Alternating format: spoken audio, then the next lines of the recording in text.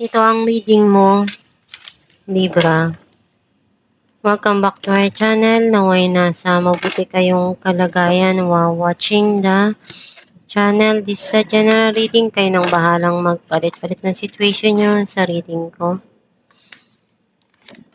Pasensya na, ako ay may upot sipon.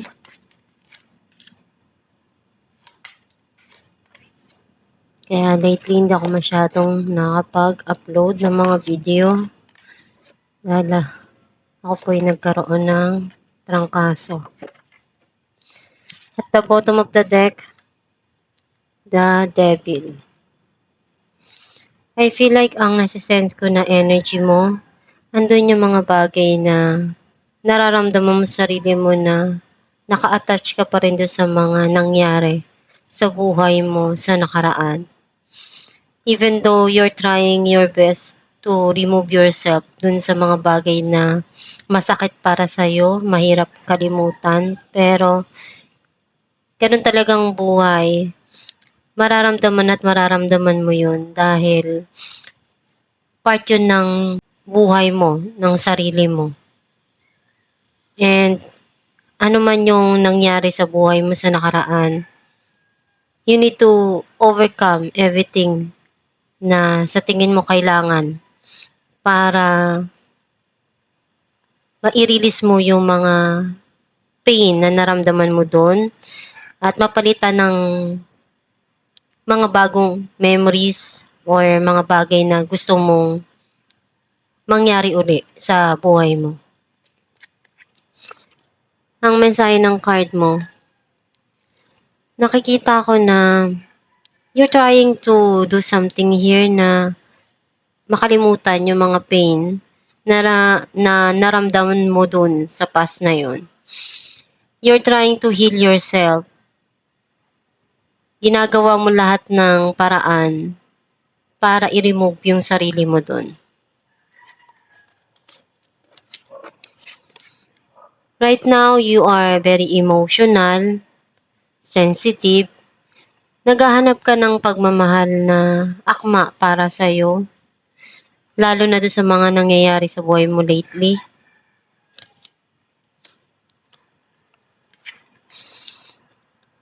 Natutunan mo sa sarili mo na mahalin yung ikaw, punuan yung mga pagkukulang para sa sarili mo o doon sa mga taong mahal mo. Kasi alam mo na napakahalaga nun para sa'yo.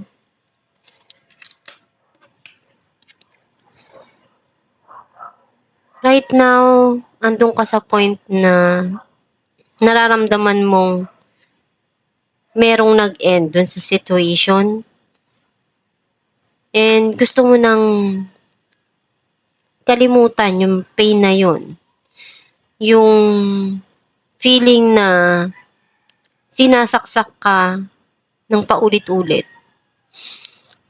Para sa'yo napakasakit pero kailangan Kailangan na harapin. May mga memories ka pa rin binabalikan, nanghihinayang ka, iniisip mo palagi yun.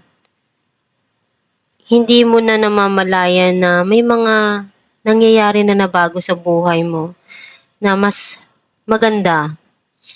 Hindi mo na napapansin kasi naka-attach ka pa rin dun sa mga bagay na nawala na sa buhay mo.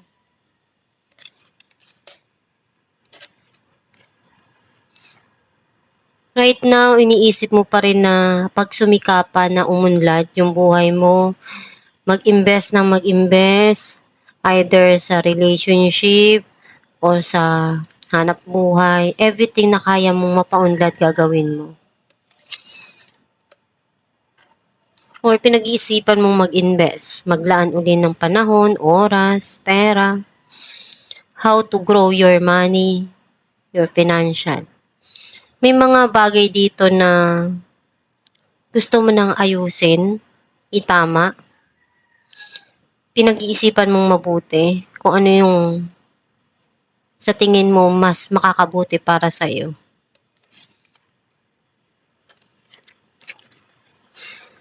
meron ditong darating na ikalulugod ng iyong puso. Ito ay yung gustong-gusto mo at matutupad mo na yun. Clarify natin ang Six of Swords. King of Swords and the Sun. Nakikita ko na unti-unti na nag-heal kung ano yung mga nangyari sa nakaraan. Nagiging masaya ka na rin.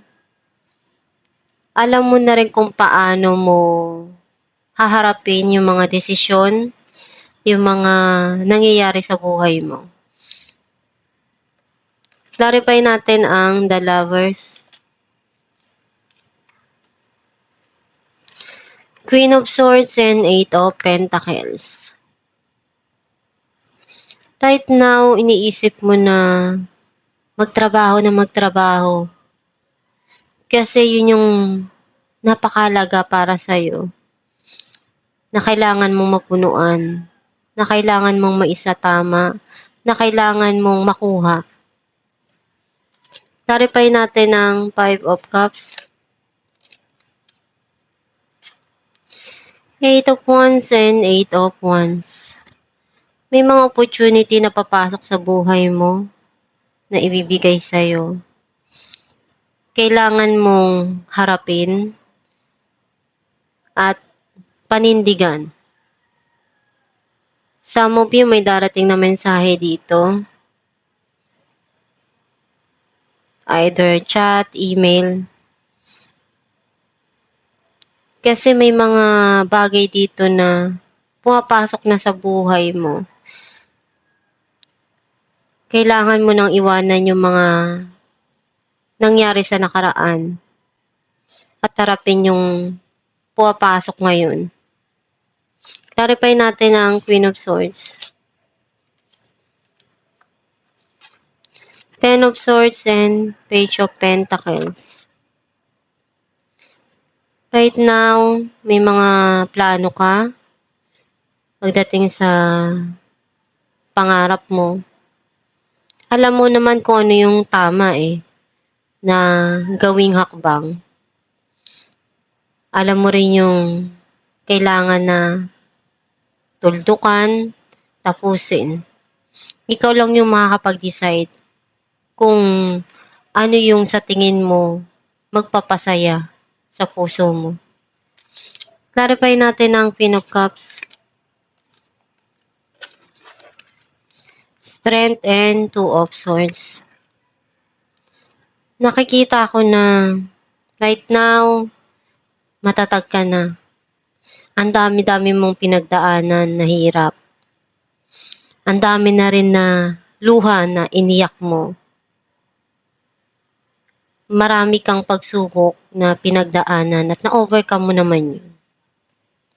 Clarify natin ang Ten of Swords. Ten of Cups and Ace of Swords. Andun yung hinahanap mo na long-term na emotional na magiging masaya ka. Unti-unting dumarating ngayon yung mga bagong idea sa isipan mo para kalimutan yung mga pain na naramdaman mo sa nakaraan. Nagkakaroon na rin ng linaw kung ano yung dapat mong choice piliin na magpapasaya para sa'yo. Which is yung mahal mo sa buhay na nandyan palagi para sa'yo. Clarify natin ang Queen of Pentacles. Six of Wands and Two of Cups. Nakikita ko na merong success na darating para sa'yo. Kailangan mo lang talaga na magpakatatag. Pag-isipan mong mabuti kung ano yung dapat mong paglaanan ng panahon mo at oras. Once ma-realize mo yun, andun yung success para sa'yo. May mga bagay ka ditong magtatagumpay ka at makukuha mo kahit ano pa yung gustuhin mo. Clarify natin ang Nine of Cups, Queen of Cups, and Nine of Wands. Andun yung masaya-masaya ka dahil may makukuha ka dito na talagang matagal mo nang gusto. Ginawa mo lahat ng makakaya mo. Hindi ka sumuko dahil alam mo sa sarili mo na yung pagsuko, hindi paraan yun. Kailangan lang talaga na maging matatag. Alamin natin kung anong mensahe ng iyong gabay.